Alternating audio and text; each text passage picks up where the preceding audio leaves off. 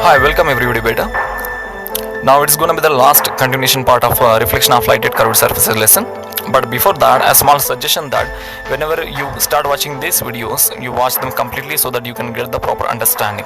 Next time when you listen these concepts, you should not be left with any doubts. Okay, that is what my main motto and intention to do these all things.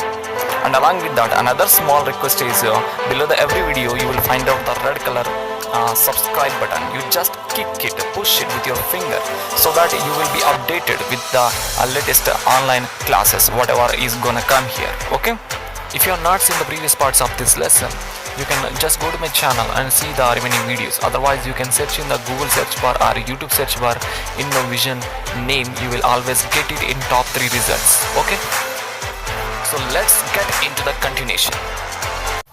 Let's revise fastly what we have discussed in the part 2. Okay, we have discussed how to draw the ray diagrams, general rules for drawing the ray diagrams, and we have also told you the some definitions related to the curved mirrors. Okay, and drawing the ray diagrams when the object is placed at different distances in front of the concave and convex mirror. Okay, now let's move on. It's a lab activity. The aim of this lab activity is observing the nature of the image when the object is placed at different distances in front of a concave mirror. Okay, so along with that, the aim of this lab activity is also finding the focal length of given concave mirror experimentally. So it is also the aim of this lab activity. Okay, so we can write it here as R, finding the focal length of given concave mirror experimentally. Okay, materials required for doing this lab activity is candle, meter scale, concave mirror, V-shaped stand, screen. Now procedure is I am going to explain you here. As you can see the diagram here, you can observe. Okay, take a V-shaped stand and place it on a table. Okay, so this is the V-shaped stand. Take a concave mirror and place it on a V-shaped stand. Okay, next take a 1 meter scale and place it beside the V-shaped stand such that the 0th digit of the meter scale should beside the V-shaped stand. Okay, now take a burning candle. So this burning candle acts as object. Okay, place it initially at a 30 centimeter distance from the concave mirror. So here object is placed at 30 centimeter distance initially. Now take a screen. Screen is nothing but it could be a white paper, otherwise a white board. Okay, now move it in between the concave mirror and candle till you get a high defined, good clarified image on mirror side area of the screen. So move the screen slowly in between the concave mirror and candle. Wherever you get the clear image, stop the screen there. Measure the distance of screen from the mirror, which gives image distance. Okay, for the object distance 30 centimeters. Now repeat this process by keeping the object at different distances such as 40, 50, 60, 70 respectively. In each case you have to move the screen in between the mirror and candle or on either side to the candle and mirror till you get a good clarified image, and measure the distance of screen from the mirror, which gives image distance, as well as you have to observe the nature of the image also in each case, whether the image is enlarged or diminished, whether it is virtual or real, whether it is erect or inverted. Okay, now let's move on to the result or conclusions. Now in the result part you can see here as a table. Okay, when the object is placed here at a certain distance, that is 30 centimeters. So what is the image distance, whether the object is bigger or smaller, whether it is inverted or erected. Okay, now this second table is, you can just fill out this second table without any additional information. Okay, this table you can fill without any additional information if you know how to draw the ray diagrams. Why ray diagrams are there? When the object is placed beyond the center of curvature, when it is placed at center of curvature, when the object is placed between F and C, when the object is placed at focus point. If you know this ray diagram, by drawing the rough ray diagrams also you can fill out this total table. Okay, in each case by drawing the rough ray diagrams also, when it is not asked, when this table only asked, then by drawing the rough ray diagrams also you can explain the, you can express the nature of the image when the object is placed at different distances in front of a concave mirror. Okay, next, in the beginning I told you, in the aim, we can also write the aim of this lab activity is finding the focal length of given concave mirror experimentally. So initially the object is placed at 30 centimeters, then 40, 50, 60. In each case you have calculated the image distance also. Then these two values should be substituted in the mirror formula. Okay, I will tell you what is mirror formula and how we have to substitute the values. Then we will get the different focal lengths in different cases. When you calculate the average of this all focal length that you have got in different cases, then we will get the final approximate a close value of focal length to the exact focal length of concave mirror. Okay, now let's move on. Derivation of mirror formula. Here this 1 by f equals to 1 by u plus 1 by v. Instead of capital letters you can write small letters also. Here u stands for object distance, v stands for image distance, and f stands for focal length. So whole together this equation, mirror formula, which we call it mirror formula, it gives the relation between object distance, image distance, and focal length. Okay, now whenever we substitute any values in the focal length, we have to follow the sign conventions. Whenever we are dealing with optics, that is the reflection property or refraction property, in this all case we have to follow whatever the equations we are using in these all lessons. We have to substitute the values in that equations by following the sign conventions. Okay, so what are the sign conventions? See here, there are 3 sign conventions are there. All the distances must be measured from pole point, whether it is focal length, whether it is a radius of curvature, object distance, image distance, these all must be measured from pole point only. Remember, if any distance is being measured in the opposite direction to the direction of the light, it should be taken positive. If any distance is being measured along the direction of the light, it should be taken negative. If any height is measured in the upward direction from the principal axis, it should be taken positive.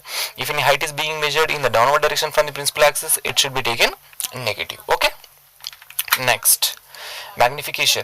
Magnification is actually an equation which represents about whether the image is enlarged or diminished.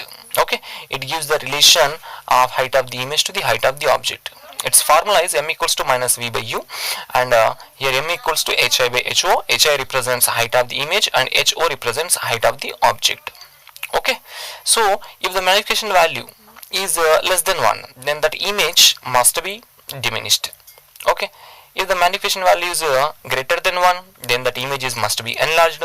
If it is equals to 1, then height of the image is equals to height of the object. Another time I am telling you that remember, even in this magnification formula also, whenever we use, we have to substitute the values by following the sign conventions at any cost. Never forget it. Okay, now let's move on to the last concept, that is how do you make your own solar cooker. But before we discuss how do you make your own solar cooker, first we should know what is the basic principle behind the working of solar cooker. Cooker is nothing but a bowl. A cooker is nothing but just a bowl, okay, in which any material is heated. So usually in our homes we use cooking gas cylinders for heating purpose. Okay, but here it is a solar cooker. So here instead of cooking gas cylinders we use solar energy for heating purpose. So how does it work? See, this is the concave mirror and these all are the parallel light rays. When the parallel light rays are incident on the reflecting surface of concave mirror, after reflection they all converge to a focus point. Okay, so here supply of heat energy at this point is maximum. Okay, now let's move on. So this is the image of a solar cooker. You can see here, this is looking like a DTH TV antenna DTH. Okay, so a bowl shaped or dish antenna shaped material. In this isocels shaped acrylic sheets are there. Okay, there is a stand at the bottom and a cooker is placed at a certain position with the help of a stand. Okay, so how can we make this one?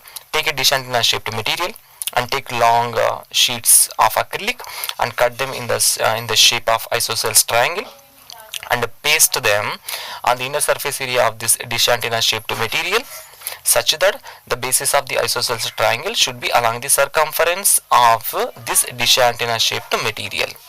Okay, now take a small piece of paper and place it initially at the center of this material, and by taking it in the upward direction, understand, observe the bottom area of the piece of paper and move the piece of paper in the upward direction by observing the bottom area of the piece of paper. Wherever you get the bright spot, stop the piece of paper there. Okay, now find out the distance from the center part to the wherever you stopped the position of the piece of paper, which gives the focal length value of this big sized concave mirror. Okay, now you just arrange a stand at the place where you actually located the focus point. Wherever you get the bright spot on the piece of paper, it is nothing but at that position the focus point of this big size concave mirror is located. Okay, so you have to keep this bowl or cooker in that point, or at that point you should keep this bowl or cooker with the help of a stand. When parallel light rays are incident on reflecting surface area of this big size concave mirror, understand, then what happens, all the light rays will reflect and they converge to a common point, that is focus point, where we have kept this ball. So due to the maximum amount of supply of heat energy, here this ball gets heated, so the material which is present inside the ball will also get heated. Understand? So that is how this actually solar cooker works, and this was the entire procedure of making of our own solar cooker. This is just a activity which you can write on your own also. Once you understand properly, you can write this all things on your own also. Understand? Okay, so I hope that you have understood this lesson. If you are left with any doubts, you can just Google it with the name InnoVision, or in the YouTube search box also just you can search InnoVision. You can always find this InnoVision channel in top 3 results of Google as well as YouTube also. Okay, there are only problems are left with this lesson, so which we will deal in the next class. Okay beta, I hope that you have understood, and if you have any doubts, just pause the video and go back there, pause it and listen one more time. So it is just I am doing to make each and every student utilize their time at least 1 hour a day or 2 hours a day, so that the next academic year will become more easy for them. It will not be a burden on your minds. Okay, for upcoming 10th class students as well as these SSC students, those who are about to write their exams. Okay, bye.